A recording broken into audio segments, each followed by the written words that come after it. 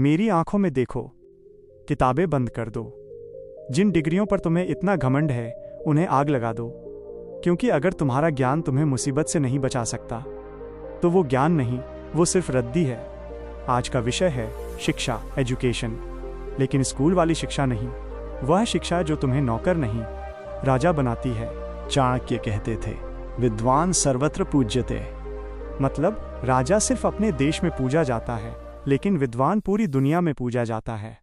ज्ञान वो हथियार है जिसे कोई चोर चुरा नहीं सकता, कोई भाई बांट नहीं सकता, और जिसका वजन उठाने वाले को कभी महसूस नहीं होता। ये एक कड़वी गोली है, अगर इसे निगल लिया तो तुम्हारी आंखें खुल जाएंगी। तुम्हें क्या लगता है, शिक्षा का मतलब क्या है? रट्टा मारना, 99% लाना, एक बड़ी कंपनी में डेस्क पर बैठकर टाइप करना? तुम इसे शिक्षा कहते हो? मैं इसे प्रशिक्षित गुलामी कहता हूं। हजारों साल पहले तक्षशिला, टैक्सिला दुनिया का सबसे बड़ा विश्वविद्यालय था। वहां सिर्फ किताबें नहीं पढ़ाई जाती थी, वहां यह सिखाया जाता था कि जब तुम अकेले हो, निहत्थे हो और मौत तुम्हारे सामने खड़ी हो, तो अपने दिमाग से उस मौत को कैसे हराया जाए। आज मैं तुम्हें चाणक्य और चंद्रगुप्त के जीवन का वो किस्सा सुनाऊंगा जिसने साबित कर दिया कि एक अनपढ़ चरवाहा भी बड़े बड़े पंडितों का गुरु बन सकता है, अगर उसके पास व्यावहारिक ज्ञान, प्रैक्टिकल नॉलेज हो। तक्षशिला में उस वक्त दुनिया भर के राजकुमार पढ़ते थे। गांधार के, मगध के, ग्रीस के, ये सब अमीर थे। इनके पास महंगी किताबें थीं, बड़े बड़े गुरु थे। ये वेदों के श्लोक तोते की तरह बोलते थे। और उनके बीच था चंद्रगुप्त, एक साधारण सा लड़का जिसके पास न अच्छे कपड़े थे, न कोई शाही खानदान। बाकी राजकुमार उसका मजाक उड़ाते थे। देखो, ये गडरिये का बेटा हमारे साथ पढ़ेगा, इसे तो संस्कृत भी ठीक से नहीं आती। चाणक्य ये सब देख रहे थे। उन्हें पता था कि इन राजकुमारों के दिमाग में भूसा भरा है, ये सिर्फ किताबें चाट रहे हैं। चाणक्य ने सोचा, आज इनका भ्रम तोड़ना होगा। एक दिन तक्षशिला के मुख्य दरबार में एक अजीब चीज लाई गई, एक बहुत बड़ा पिंजरा, लोहे का, और उसके अंदर एक शेर। लेकिन वो शेर असली नहीं था, वो मोम, वैक्स का बना हुआ शेर था। वो इतना असली दिखता था कि दूर से देखने पर किसी के भी पसीने छूट जाएं। चुनौती ये थी, इस पिंजरे को बिना खोले और बिना तोड़े शेर को बाहर निकालना है। सन्नाटा छा गया। पिंजरे में कोई दरवाजा नहीं था।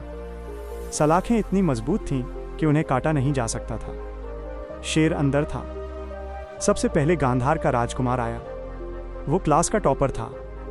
उसने गणित, मैथमेटिक्स लगाया। उसने पिंजरे का नाप लिया। उसने बहुत सारे फॉर्मूले बोले, लेकिन फॉर्मूलों से शेर बाहर नहीं आया। वो पसीना पोंछते हुए बैठ गया। यह असंभव है। फिर मगध का एक विद्वान आया।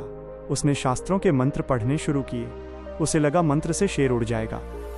घंटों बीत गए, शेर अपनी जगह से नहीं हिला। एक एक करके तक्षशिला के सारे टॉपर्स, सारे गोल्ड मेडलिस्ट हार गए। वे अपनी किताबों में ढूंढ रहे थे कि पिंजरे से शेर कैसे निकालें, लेकिन किसी किताब में यह लिखा ही नहीं था। वे चिल्लाने लगे, ये सवाल ही गलत है। आचार्य चाणक्य ने हमारे साथ धोखा किया है, ये हो ही नहीं सकता। भीड़ में पीछे खड़ा चंद्रगुप्त चुपचाप देख रहा था। उसकी आंखों में वो चमक थी जो शिकारियों की आंखों में होती है। चाणक्य ने इशारा किया, चंद्रगुप्त, क्या तुम प्रयास करोगे? राजकुमार हंसे, अरे, जहां हम फेल हो गए वहां ये गंवार क्या करेगा? चंद्रगुप्त आगे आया। उसने कोई किताब नहीं खोली, उसने कोई मंत्र नहीं पढ़ा। उसने बस पिंजरे को ध्यान से देखा। उसने शेर को देखा। उसने सोचा, ये शेर नहीं है, ये मोम है। मोम की कमजोरी क्या है? गर्मी।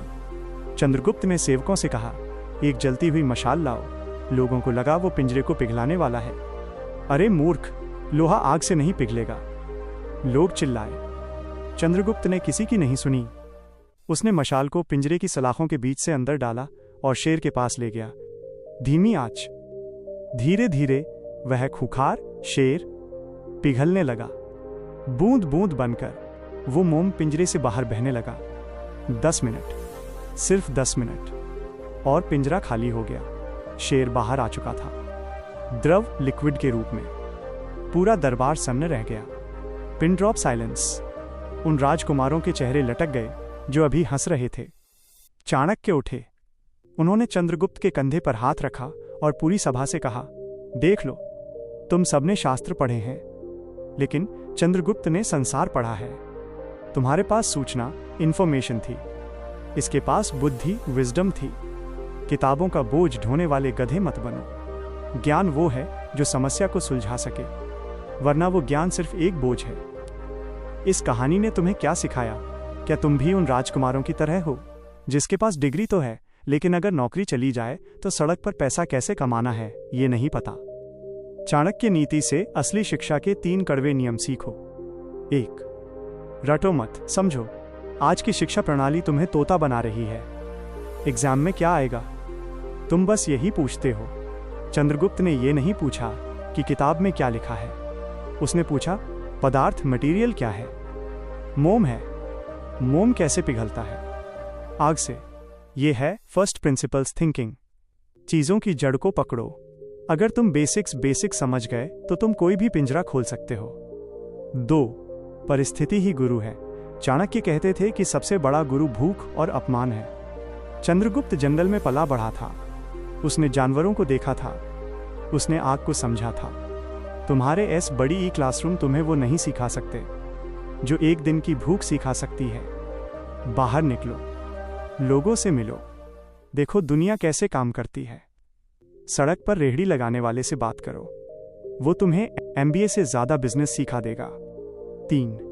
ज्ञान का प्रयोग, एप्लीकेशन ऑफ नॉलेज। चाणक्य का एक श्लोक है, पुस्तकस्था तु या विद्या, मतलब जो विद्या किताब में रखी है और जो पैसा दूसरे के हाथ में है, जरूरत पड़ने पर वो दोनों किसी काम नहीं आते। अगर तुमने कोडिंग सीखी है लेकिन तुम ऐप नहीं बना सकते तो तुम अनपढ़ हो। अगर तुमने इकोनॉमिक्स पढ़ी है लेकिन तुम पैसा नहीं कमा सकते तो तुम अनपढ़ हो। अपने ज्ञान को हथौड़े की तरह इस्तेमाल करो, उससे कुछ बनाओ। निष्कर्ष। मेरी बात को ध्यान से सुनो। तुम्हारे पास जो डिग्रियां हैं वो सिर्फ कागज हैं। अगर कल दुनिया बदल जाए, अगर कल इंटरनेट बंद हो जाए, अगर कल युद्ध हो जाए, तो क्या तुम्हारा ज्ञान तुम्हें जिंदा रख पाएगा? चंद्रगुप्त बनो, किताबों से बाहर निकलो, अपनी आंखों को खोलो, क्योंकि असली शेर पिंजरे के अंदर नहीं, असली शेर दुनिया के खुले जंगल में घूम रहे हैं। और उनसे निपटने के लिए तुम्हें सिर्फ फॉर्मूले नहीं, आग चाहिए। अब जाओ और उस मोम के शेर को पिघला दो जो तुम्हारे रास्ते में खड़ा है।